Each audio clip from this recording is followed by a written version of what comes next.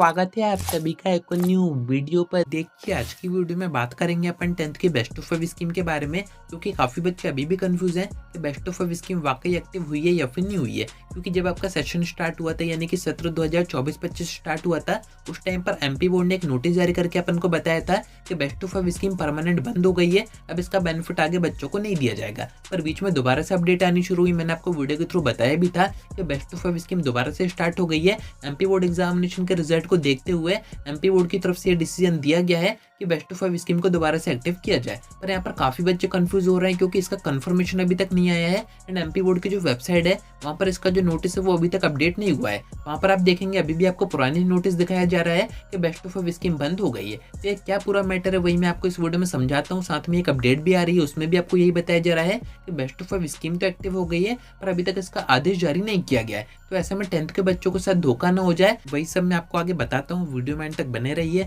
नए तो सब्सक्राइब जरूर से कर दीजिएगा, नोटिफिकेशन आइकन ऑन करके रखिएगा। एमपी बोर्ड एग्जामिनेशन की सारी अपडेट्स आप तक टाइम पर पहुंच जाएंगी। अब देखिए बेस्ट ऑफ 5 स्कीम की बात करें तो इसमें होता क्या है, 10th में आपके 6 मेन सब्जेक्ट होते हैं पर आपके बोर्ड एग्जामिनेशन का जो रिजल्ट है वो टॉप 5 सब्जेक्ट से बनाया जाता है, यानी कि उन 5 सब्जेक्ट से जिनमें कि आपके सबसे ज्यादा नंबर आए हुए होते हैं। एंड इसका एक बेनिफिट और होता है, अगर आप किसी एक सब्जेक्ट में फेल हो जाते हो एंड 5 सब्जेक्ट में पास हो जाते हो तो ऐसे में भी आपको पास ही किया जाता है, नहीं आपको सप्लीमेंट्री एग्जाम देने होते हैं एंड आपकी जो मार्कशीट आती है वो भी पास की आती है। तो इसका यहाँ पर ये मेन बेनिफिट होता है। ऐसे में होता क्या है, जो बच्चे जिस सब्जेक्ट में कमजोर होते हैं उसमें अगर फेल हो जाए तब भी वो पास हो जाते हैं। अब इसमें कंफ्यूजन ये हो रहा है कि इस सेशन में यानी कि 2024-25 में बेस्ट ऑफ 5 स्कीम एक्टिव रहेगी या फिर नहीं रहेगी, यानी कि इसके अकॉर्डिंग आपका रिजल्ट बनेगा या फिर नहीं बनेगा। तो ये जो अपडेट आ रही है इसमें भी आपको सेम चीज बताई जा रही है कि बेस्ट ऑफ 5 स्कीम एक्टिव तो कर दी गई है। ये मैंने आपको प्रीवियस वीडियो में भी बताया है, पर आप जो कंफर्मेशन मांग रहे थे कि इसका नोटिस अभी तक एमपी बोर्ड की वेबसाइट पर क्यों नहीं आया है, उसका रीजन इस अपडेट में आपको बताया जा रहा है। देखिए हुआ क्या है,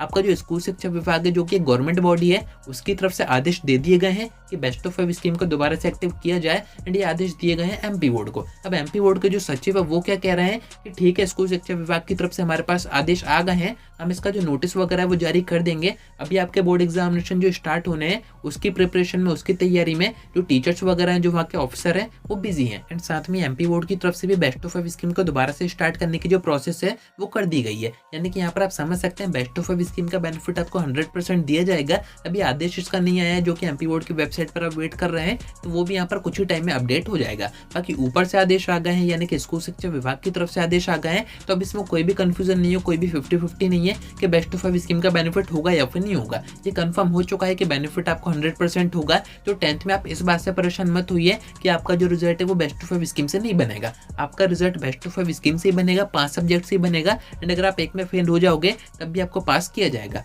बाकी मेरे अकॉर्डिंग मेरा सजेशन आपको यही रहेगा कि आप 6 सब्जेक्ट में पास हो जाएं, 6 की आप तैयारी कीजिए, जिससे कि आपका जो परसेंटेज है वो भी अच्छा बनेगा एंड आगे आपको किसी भी तरह की कोई भी दिक्कत नहीं आएगी। बाकी एमपी बोर्ड का जो कॉन्टैक्ट नंबर है जहाँ पर बच्चे अपना क्वेश्चन वगैरह पूछ सकते हैं, वहाँ पर भी यही अभी मैक्सिमम पूछा जा रहा है कि बेस्ट ऑफ 5 स्कीम एक्टिव हुई है या फिर नहीं हुई है। एंड अगर आपने भी वहाँ पर फोन किया था, आपने भी पूछा था एंड आपको यही रिस्पॉन्स दिया गया कि अभी तक इसका कोई भी आदेश जारी नहीं किया गया है, तो उसका रीजन मैंने आपको बता ही दिया। अभी इसके ऊपर काम हो रहा है, प्रोसेस की जा रही है, दोबारा से इसको स्टार्ट कर दिया जाएगा क्योंकि ऊपर से यानी कि गवर्नमेंट बॉडी की तरफ से आदेश आ गए हैं, तो आपका जो एमपी बोर्ड है वो भी आदेश जारी कर देगा। तो इसमें अब आपको परेशान नहीं होना है। साइड में आपको एक और चीज बताई जा रही है कि बच्चे इसके अकॉर्डिंग अपना जो सब्जेक्ट है वो चूज कर सकते थे, यानी कि आप ऐसा मानिए अगर आपको आगे 10th के बाद मैथ्स चूज करना ही नहीं है तो आप मैथ्स को अभी 10th में छोड़ सकते हैं एंड आगे आपको मैथ्स पढ़ने नहीं है तो मैथ्स आपका कहीं पर भी काम नहीं आएगा। तो ऐसे आप बेस्ट ऑफ 5 स्कीम का बेनिफिट उठा सकते हैं। एंड अगर आपको जैसे कॉमर्स चूज करना है 10th के बाद, आपको साइंस समझ में नहीं आ रही है तो आप साइंस को यहाँ पर छोड़ सकते हैं। छोड़ने का मेरा मीनिंग ये नहीं है कि आपको उसको पढ़ना ही नहीं है,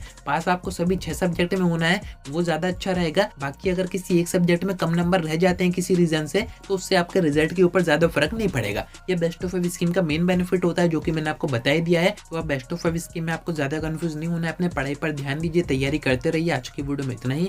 कोई डाउट आता है कमेंट करके पूछ सकते हैं या फिर आप मुझसे इंस्टा पर डीएम करके बात भी कर सकते हैं।